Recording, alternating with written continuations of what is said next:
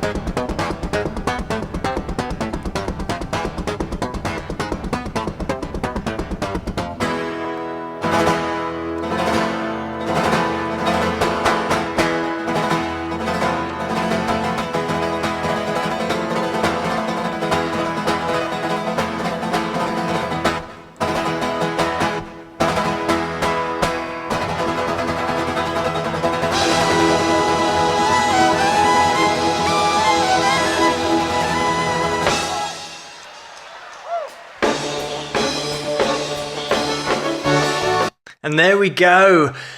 Like I said, look out for that strumming. The way that Roy has got down, or did have down, that right hand strumming action in terms of being able to combine that flexibility and agility with the speed and the power. It's that perfect balance that he had of that loose wrist, but still being rigid with that forearm. And it's just that combination that he absolutely practiced to the nth degree to really speed up, because you would say here that his wrist isn't entirely loose, which you see sometimes. He's had to get a little bit of rigidity in order to really ramp up the speed so that he can use that forearm in order to then generate even faster strumming patterns. And just the way he throws it together is so impressive. And by the way, playing this on a 12 string, of course holding down 2 strings at once, anybody that has played a 12 string will know that even just getting your chords clean can be a mission. But Roy was just such a master at playing on a 12 string guitar,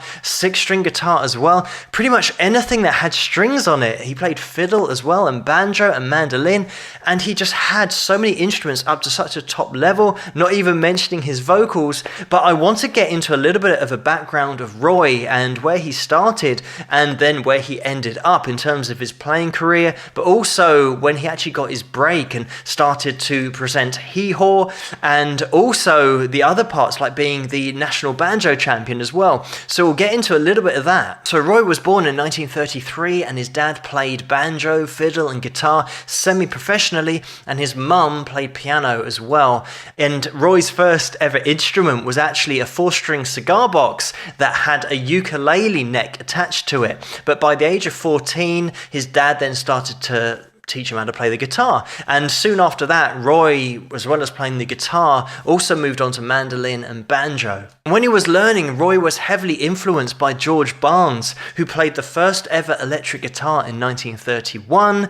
And by the time Roy was 14 and 15, he won the national banjo competition, and that was in 1947 and then 1948. And off the back of this second win of the national banjo competition in 1948, he then appeared on the Grand Ole Opry, and by this time he had actually started playing 12-string guitar as well. After this, he toured for 18 months playing backup guitar for various artists, and this would have been at small town fairs and small town venues as well. But actually at the time he was earning $1,500 a week, and that's in today's money. Back then it would have been about $150. So he really was playing a lot and getting out there, but also earning a decent amount of money. And then in 1954, he actually joined Jimmy Dean's band, and the band was called the Wildcats.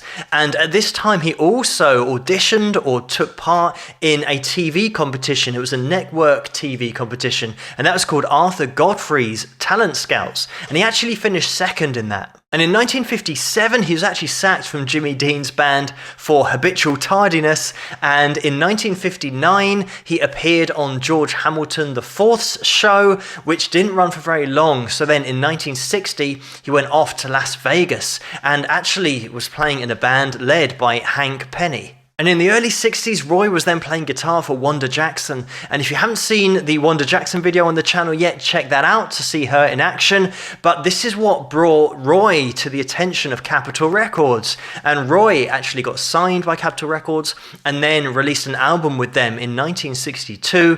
And that was entitled The Lightning Fingers of Roy Clark. And then in 1963, he made his solo debut, and that was on The Tonight Show. And after this, he then appeared in the Beverly Hillbillies and also The Odd Couple. And check out that Odd Couple video if you haven't seen it so far, because he plays exactly the same thing, Malaguena, and it's exactly the same performance but on the 6th string like I mentioned at the beginning of this video. So then the mid-60s, he actually co-presented a show called Swinging Country, but that only ran for 2 seasons. But then he got his big break, and what are we known for, in 1969, where he started to present a show with Buck Owens, and that was called Hee Haw, and that ran for 28 years, and that's what I'm sure a lot of people will know Roy for, and the way that he plays and entertains whilst he's playing. And certainly a lot of videos that I've featured on this channel have been from Hee Haw. Roy actually got his pilot license at the age of 23, so not only was he just practicing the hell out of the fiddle and banjo and guitar and mandolin and anything with strings on, he was also learning to fly planes, and he owned several planes. airplanes. So he had so many skills. What a skill set. Roy was endorsed by Gretsch and Mosrite as well, and Heritage Guitars, and Heritage were the company that did the signature Model 2. Roy was named Entertainer of the Year on 3 separate occasions by the Country Music Association and the Academy of Country Music, and the Academy actually gave him the award as well for the Best Lead Guitar Player and also the Best Comedy Act, which pretty much sums up Roy in a nutshell, because he had that top technical ability at playing the guitar, but then would also inject that comedy aspect to it as well and just be really entertaining. And it's one of those things that I've said before, that people might not really understand how great a player he was because of the comedy and the entertainment you got from every one of his performances, but he was absolutely top notch. He was also made a member of the Grand Ole Opry in 1987 and was also inducted into the Country Music Hall of Fame in 2009. So Roy Clark, what an absolute legend of country music and just music and entertainment in general, and of course over in the USA of hee-haw, of just being a great presenter, and his vocals as well. He's a great vocalist, that also flies under the radar, and having so many skills, like I said, such a great skill set, as well as being a pilot, just to add everything into the mix. But thank you so much for suggesting this video for me to take a look at, and keep those suggestions coming in the comments below. Let me know what you guys think, and if you like this video, please give it a thumbs up and subscribe, and I'll see you guys at the next one. Rock!